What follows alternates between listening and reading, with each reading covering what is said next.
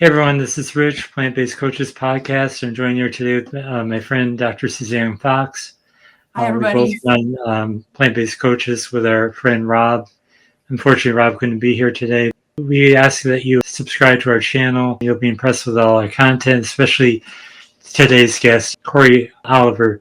I've been impressed with her journey. She started a couple years ago. At least we became friends a couple years ago. I'm not sure when your journey started. She became whole food plant-based. I think you'll be impressed by her story. Cori, can you take us back to right before you started your journey? What led you to this path? Sure. I've been a nurse for over 20 years and a cardiac nurse for a good portion of that. I used to work in a large metropolitan hospital on a step-down unit, which means it's like a step down from ICU. And I happened to come across a book downstairs in our lobby in a showcase called The Whole Heart Solution by Dr. Joel Kahn. And I was looking at it. It's like, hey, I know this guy and I work in cardiology. So I ended up buying the book and reading it. And that was the first time I'd ever even heard of the concept of whole food plant-based. I'd already been a nurse for 10 years. Wow. And so I next time I saw him, I mentioned to him, hey, I bought and read your book. And that so he's like, how did you like it? And that sparked conversation.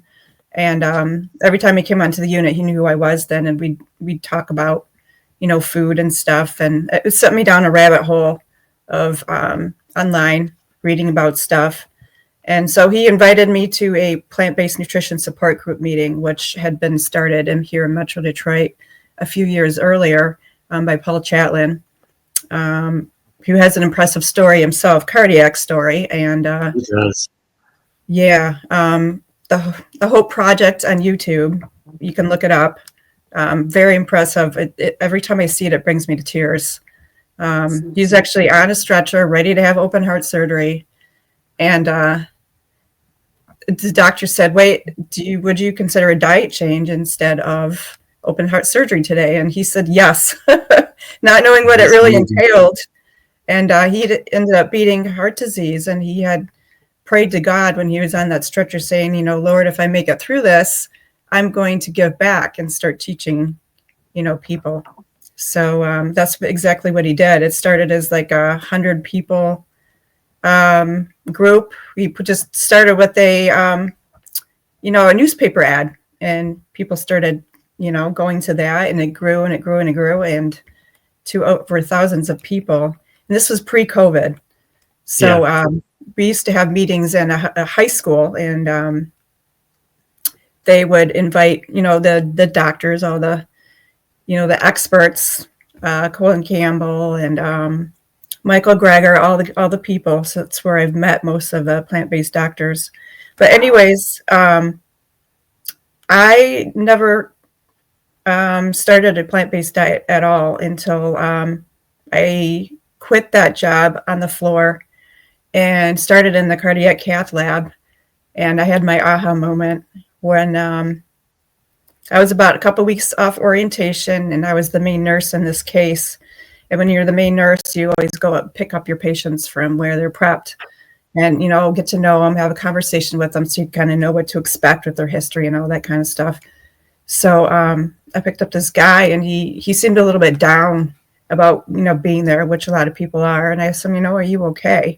He's like, well, I was here 10 years ago, and I went vegan after doing some research because I heard it was supposed to help, cardiac wise. And he said, if I end up needing a stent today, I'm going to go out and have a big cheeseburger, and I'm going to quit being vegan. Like, he was kind of half joking, but he was just kind of upset about being there. He was having angina, which can be caused by whole different things. But when he had been there 10 years prior, his RCA in the back of his heart was about 65% blocked. And they never stent unless you reach the 70% mark. And so we go in and, they do all the angiograms, and they didn't have to fix anything. And you could visually see on the angiogram that it had gotten better. Like, I could even see that. And I don't know how to read those very well. Has to be a very noticeable difference for me to be able to read that because I'm not a physician. Right.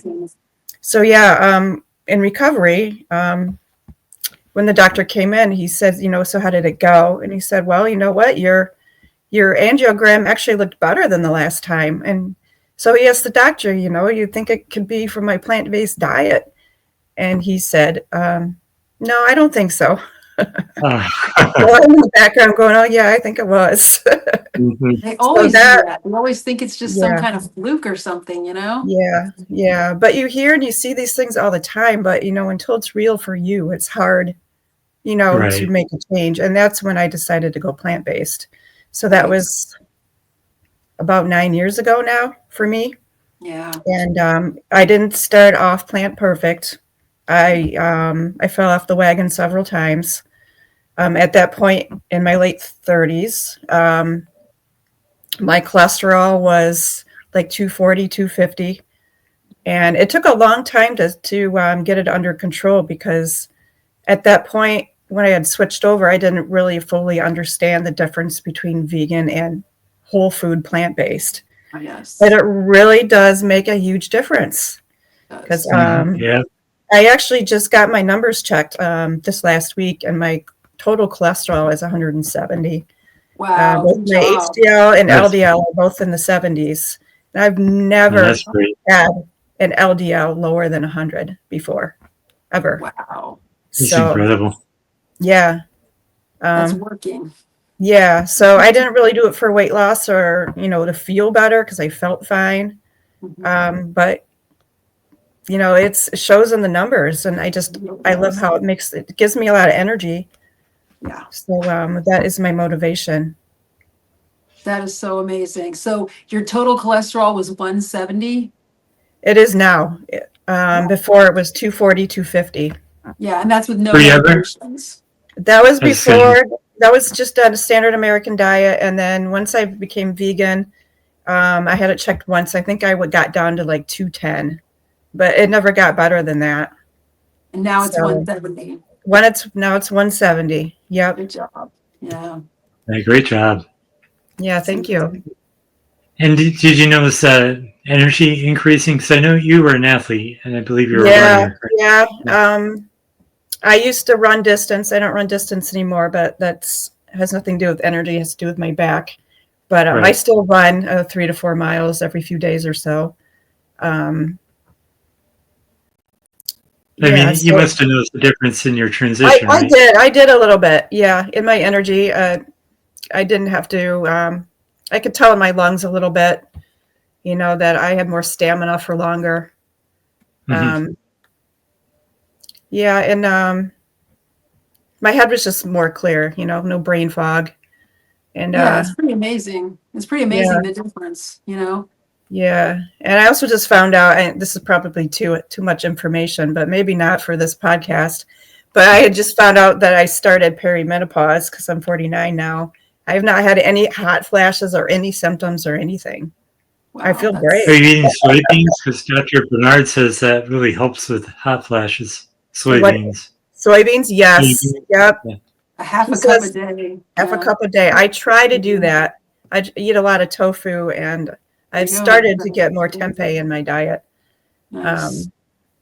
But yeah, I do buy dried soybeans, snacking soybeans from nuts.com, and those are pretty good. I snack on those all the time.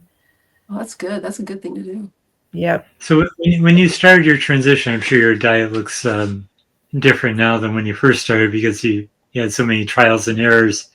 Was it mostly like a junk food vegan at the beginning, or not entirely, but a lot? Yes.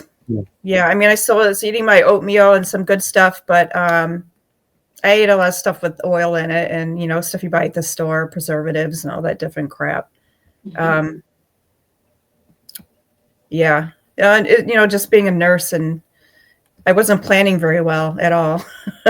It's hard. It's a simple concept, but it's sometimes hard to implement it because when you get to the grocery store, you're like, wait a second, I can't buy any of this stuff. Right. Usual things. Yeah. It's a big change.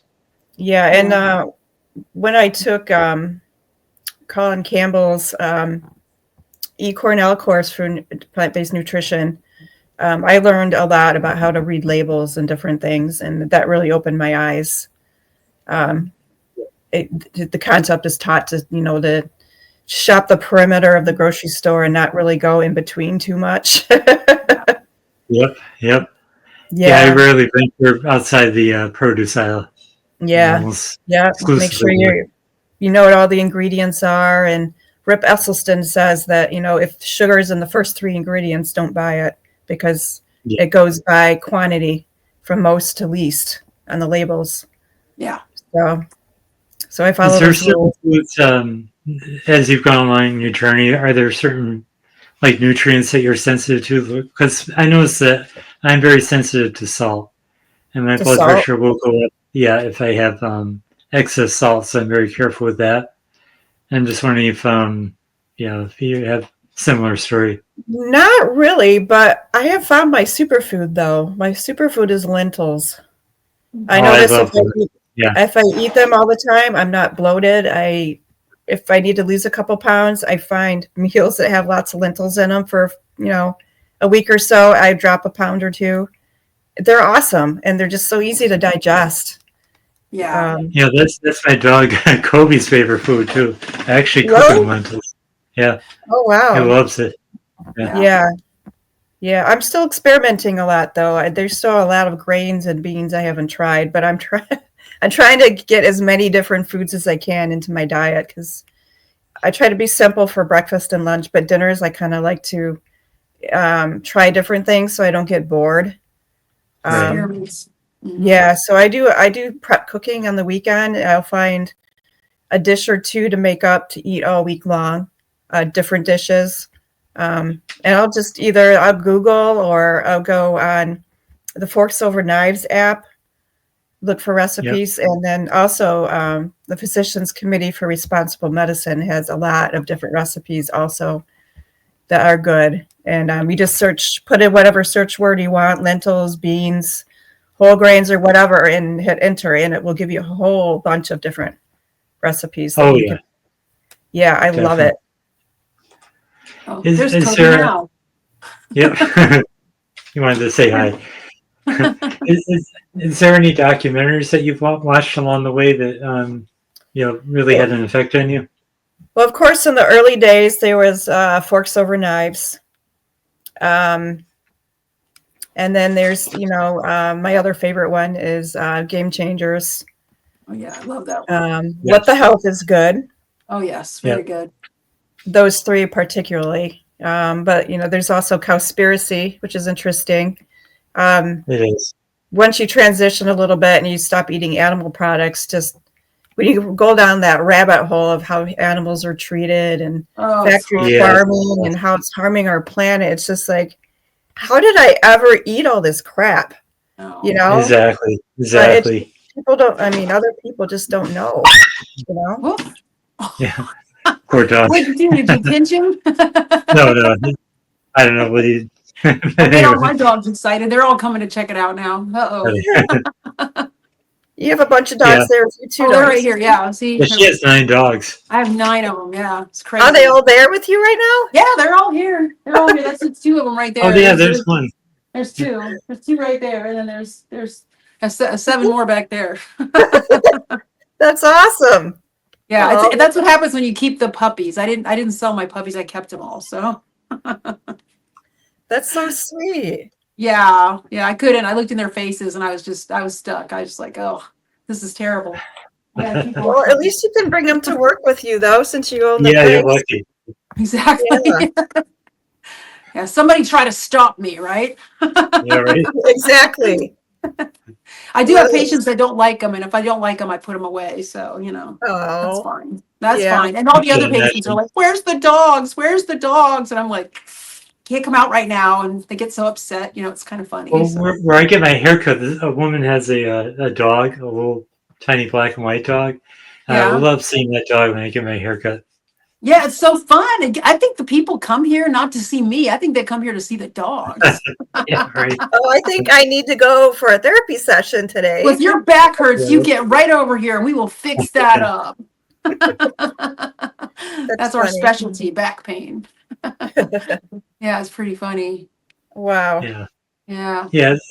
Another question I had is, have you told your doctor about your diet, and were they supportive at the time? Well, not, I mean, he kind of knows, but not really. I mean, Yeah. when I had my blood drawn the last time, I wanted him to order a bunch of different tests, like omega-3s and different things. And he's like, you know what? I could order them, but I don't really know how to read them. And then you look them up. He's like, I don't even know what to order. He's looking at all these tests. Do you want an index? Do you want this? Do you want that? Oh my goodness. Yeah. Well, he's just a general practitioner, Yeah. He just knows the Yeah. basic stuff. Yeah. I mean, I hate to say that because, I mean, he's a brilliant doctor, but it's one thing that Dr. Khan always says is, there's the doctors that have read the data and those who have not. Yeah. Exactly. Yeah. Exactly. Mhm. So there's Have vegan you talked doctors to- and those who haven't read the information yet. Yep. Right. I hope Have you that talked to have you talked to patients about this diet? I mean, yeah, it's probably tough. I do every once in a while because I work at a surgery center now, and we do a lot of endoscopies, colonoscopies, upper scopes. Those are the only ones that are diet related. The other things they do are like orthopedic surgeries and things. But yeah, on occasion, somebody will be like, I don't know what to do because, I have this reflux or, my, different things going on with that. And it's like, well, what diet really does help. And I've given out nutritionfacts.org out to a lot of people without even really talking about plant-based. I just let them know that, it's evidence-based, and he actually shows the studies. He's not doing it for money. Is a benefit, is a thank you, or not a thank you, but a contribute to his grandmother who lived another 10 years with heart failure after going plant-based. And I think she lived 30 years, didn't she? Was it 30?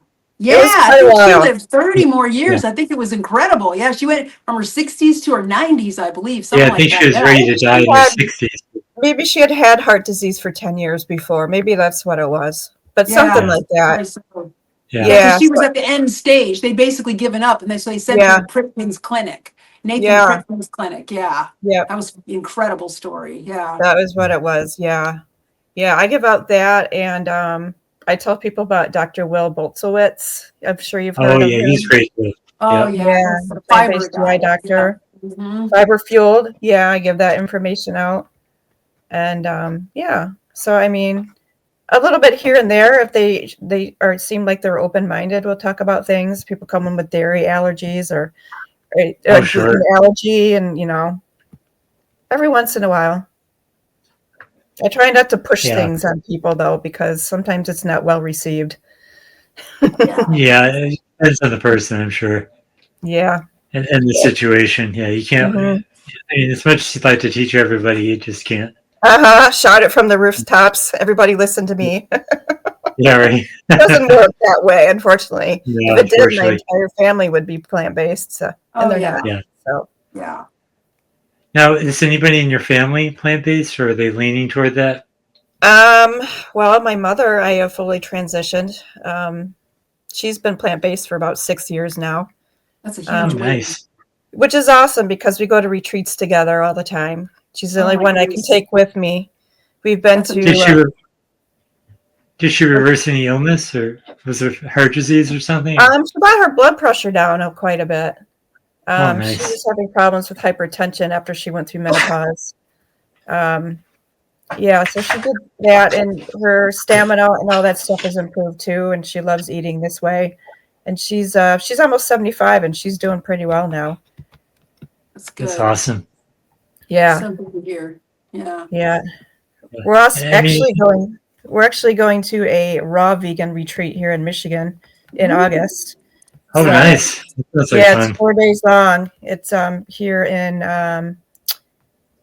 Gaylord, Michigan. So that's only like an hour and a half from me. So we're going to that. 4 days. That's nice. Yep. Have you ever seen Dr. Khan as a patient, or just really just me? No, but we're friends. So I mean, I text him all the time and ask him questions. But my mom, he's my mom's cardiologist too. So Oh, okay. She goes to see him, and because he's a preventative practice, he doesn't really take insurance, which is, I feel bad for him for that, but he's doing well. He doesn't take insurance?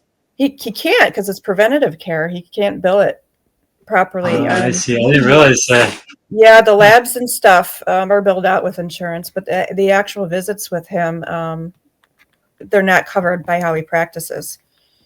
Oh my goodness. So yeah, he has like a monthly fee that the patients pay, and they're all happy to pay it. So yeah, I imagine they are. Nobody wants to be sick if they right. can. He's saving their lives basically by what he does. So it's really important. Exactly. It's true health care is what it is, which is sad that the insurance doesn't cover it. Yeah. You know? Yeah. A lot of them don't. That's unfortunately, the insurance would rather cover the pills, and yeah, there's not enough money in prevention, unfortunately. You gotta you gotta take care of yourself and just do it your own way most of the time. Exactly. I mean, modern medicine is wonderful if you're very ill. Like the cath lab is amazing. If you're having a heart attack, you need to be saved right away. It's amazing, and there's a lot of very absolutely doctors out there that can help you out. But if you're just trying to stay healthy, or you want to try to reverse something, you got to do your own research. Which is, I'm glad you guys are out there doing plant-based coaching, and I hope eventually I'll be able to do the same thing. Yeah, I wanted to ask you about that as well. I believe you got some certificates. I don't have it in front of me, but I know you got several. Yeah, I do. Like I said, I did the eCornell. That was my first one. That was taught by T. Colin Campbell and his son Thomas. Yes. Mm-hmm. Yeah, I took that one as well. Yeah, the plant-based nutrition through Center of Nutrition Studies, I believe it is. And then after that, I took Robax. I did a forks over knives cooking class through Robaxy. Nice. And that's where I learned how to cook without oil. Not that I used it right away after I took it, but I got the knowledge from there. And then I took a class that was taught by Dr. Klaper, a clinical nutrition course. That was just like a master class. It wasn't a certificate or anything, but he went over case studies, and I learned a lot because it was geared towards doctors. I like that. Yeah. I think it was what he started with, or maybe it was right in the middle of him doing his mission, the moving medicine forward that he does. Mm-hmm. He goes all around the United States teaching plant-based nutrition. Yeah, I've heard that lecture. Yeah. I've heard that lecture so many times now. I think I could give it myself. He turns things around. He's really trying to get doctors to learn about nutrition, in school, and I think he'll succeed. Yeah, eventually. That was Dr. John McDougall had a big push for that in California, I believe. Didn't he have some kind of in California medical schools, they have to be taught what is the proper food for humans. Oh, I didn't realize that. Yeah. I'm glad to hear that. Yeah, Dr. John McDougall did that like 10 or 15 years before he passed away. Yeah. Yeah. I didn't find out until after he died that he had had a stroke when he was young. And he lived almost 7 decades after having a stroke on plant-based nutrition.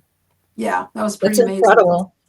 Yeah, I didn't realize that either. I don't think anybody talked about that much. No, because there was a lot of controversy. It started a debate with, how you should eat, and it's like, well, the guy is only 70, he ate plant-based, and he was 77 when he passed away. Yeah. Yeah, and then I think it was Dr. Barnard that did a follow-up on it and said that he had a stroke when he was 18 or 19. He did, and he made it almost 7 decades afterwards, and right. He had to kind of intervene a little bit.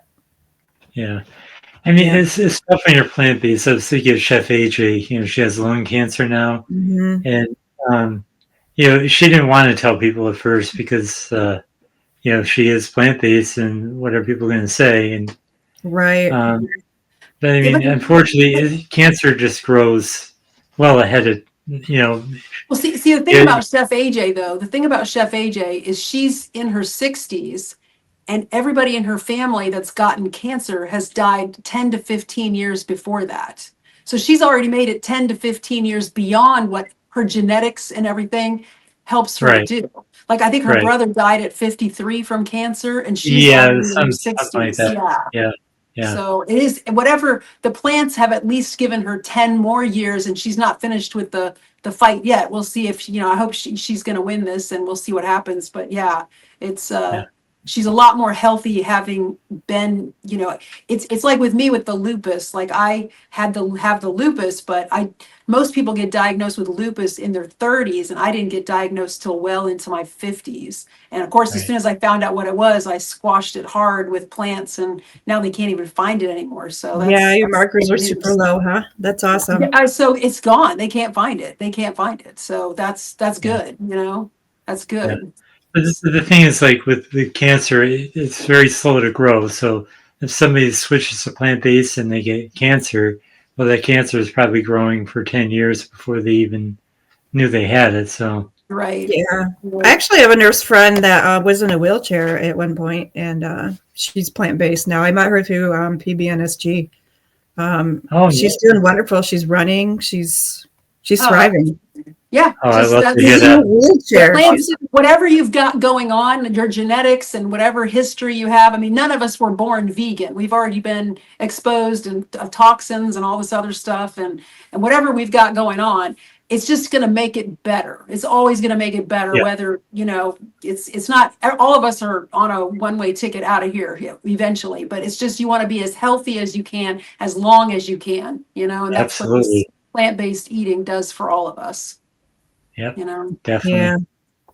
I think my favorite certification I took, though, was the Food Revolution Network coaching program I took. Yeah. That one sounded good. Yeah. Oh my gosh, it is amazing, and it has ongoing resources. They have a social network that is taught by some of his employees, and they have meetings on Zoom all the time, at least once a week, talk about different topics. Nice. And then, of course, there's excuse me, there's the what is it? The summit that they do every year, the Food Revolution Summit that just ended. Nice. The 8-day summit. I don't know if you guys have heard it, but I watched part of it. Every April they do that, and you can buy it too if you want, if you're not able to watch all the episodes. But it's amazing every year. Then Ocean Robbins, his dad, John Robbins, had polio when he was younger. You heard about that story too? What happened with him? John Robbins, he had polio when he was young, and I didn't know about that. Yep. And he is in his 70s now, and he's just now starting to slow down. He has to leave the Food Revolution Network. He was one of the founders, but he lasted a super long time. The post-polio syndrome, it's supposed to kick in a lot earlier than what it did for him. Yeah. A lot earlier. So that's kind of what I was saying before. Yeah. It just seems like whatever it is, it's just made 10 times better. Right. It's easier to get through. Exactly. Right. Yeah, you want your best chance to get better, and it seems like, you get the right nutrients with the way we eat. Cori, I did have one other question about if you can take us, through a day of what typical eating looks like, starting with breakfast. Well, on days I work, I don't really eat breakfast because I start early. I don't usually like to eat in the first couple hours I wake up. But if I do, it's either oatmeal, or if I'm not that hungry, I'll have fruit. A lot of times I don't eat until like 11 o'clock in the afternoon or noon. Yeah. If I'm home, maybe I'll have a piece of avocado toast with kimchi on it. Kimchi? Wow. Yeah. That sounds good, actually. It is. It's really good. And put some hot sauce on it. It's so good for your gut. Yeah, I have that a lot. And then I'll have a piece of fruit with it. And for lunch, it's usually a salad or a wrap of some kind. I'm not real picky about it. I usually have some kind of protein on it. Like I'll make lentils ahead of time, or I'll marinate some tofu for it, or quinoa, one of them. And then my favorite dressings are balsamic vinegars, flavored ones. Oh, have you tried California balsamic? That's what I use. Yeah, I love those. Yeah. What's your favorite? I like the raspberry for salads a lot, but there's also like a blackberry that I like too, and island pineapple, and there's a peach one, and an autumn apple, and all kinds of them. Yeah, my favorite is pomegranate. I don't know if you've had that. Pomegranate. I have a little one I got as a sample. I haven't tried it yet. That's good. Well, they're all good though. They're all good, yeah. Yeah, and they have some good ones for dinners too. They have like a smoked hickory and garlic Gilroy, all kinds of stuff. Yeah, that's my go-to for my sauces on quick days. So now, do you have any advice for people who are thinking of transitioning into this diet? You know, how they could stick with it, or any pointers to just get them started? First of all, just not to be too hard on themselves, because you can't be perfect right off the bat. And if you fall off the wagon, just to get right back on. Planning is very important. Like traveling, one or two times when I've fallen off the wagons because I didn't plan properly going on trips. Yeah. But I think I've finally got a game plan for my couple of vacations this summer. You can either, bring stuff with you and get a cooler backpack, or there's a couple different food delivery services that have vegan food. Like Springley has them, and Whole Harvest, that you can freeze and bring with you. You can carry it on if it's frozen, sauces and stuff.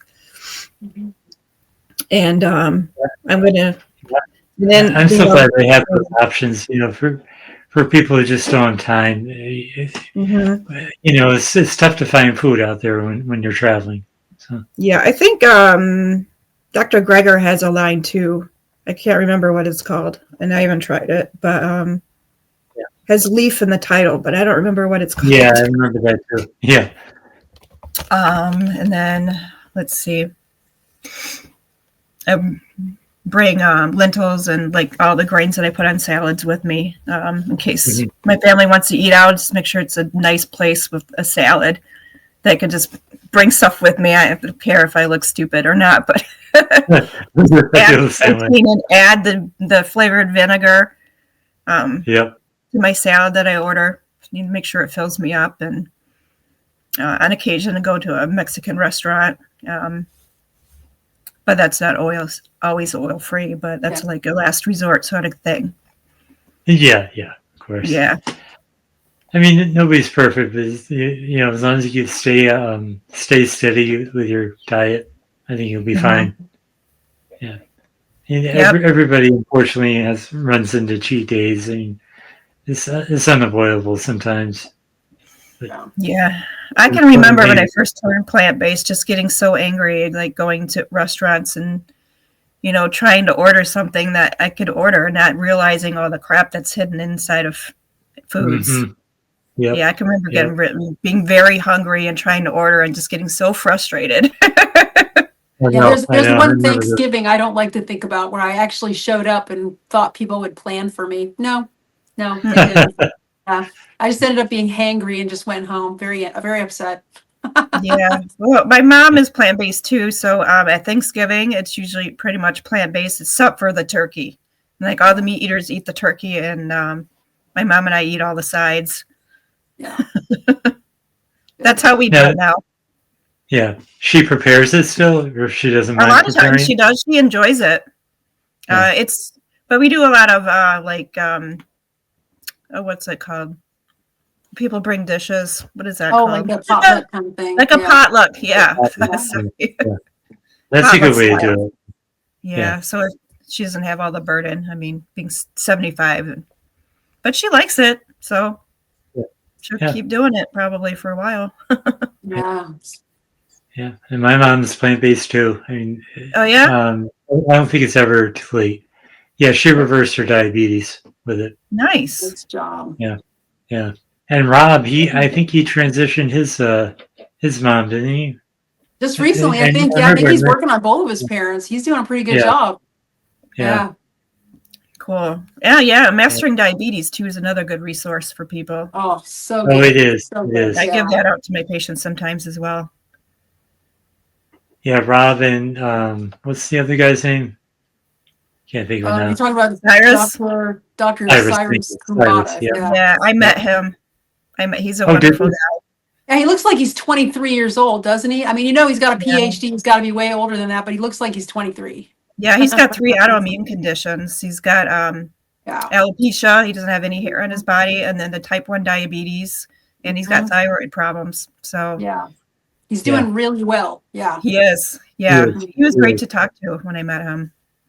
Oh, I bet. Yeah, he's got a little daughter too. I met him at a conference, and he had his little daughter with him, who's 3 or 4 years old, and she's completely plant-based. She never had any meat in her life, and his wife is a nurse. Yeah, they're really nice people. Nice. Mm-hmm. Yeah, definitely. Yeah, that's all the questions I have. But I enjoy following you, and I remember watching how you're getting into running again, and I get inspired by your story as well. So thank you. I'm working on starting a blog right now. I'm starting there, and I'm hoping it'll branch out into something more like teaching. Yeah. So, coaching. And Since I have applications, I just got to do it. Yeah, just do it. It's like a Nike commercial. You just do it.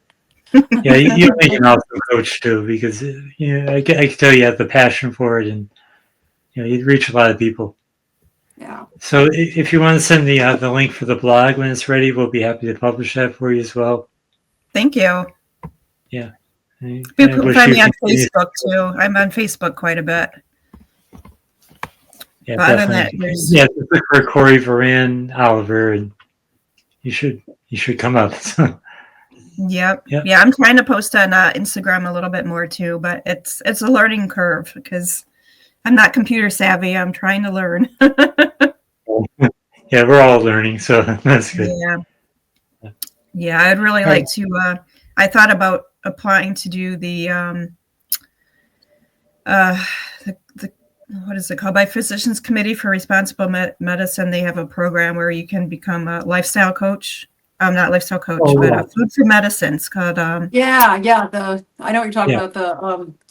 They wear the green aprons and stuff. Yeah, food for life. Food for life. Yeah, food for life coach. Yeah. Yeah, you have to actually qualify to take the program, and you have to prove that you've made a difference in some way, and that you're in healthcare and either a dietitian or something like that. So I would have to start coaching, doing some teaching of some kind, and then you have to submit a video of you cooking and teaching a little bit. It's a whole process, but I think it would be amazing. I'd love to be able to cook in my community. It would. Teach people in my community because I'm a visual learner, and online is okay, but I prefer in person. It's a lot easier to get to people when they're there with you. Yeah, maybe that's part of my nursing too. I mean, yeah, and it's also really important that they can see and smell the food and taste it as well. Yeah, absolutely. Yeah. I love to be able to do that. Maybe in my future. Especially the cooking demos. I mean, you can watch it online, but I think everybody would like to taste it. Right. Yeah. Exactly.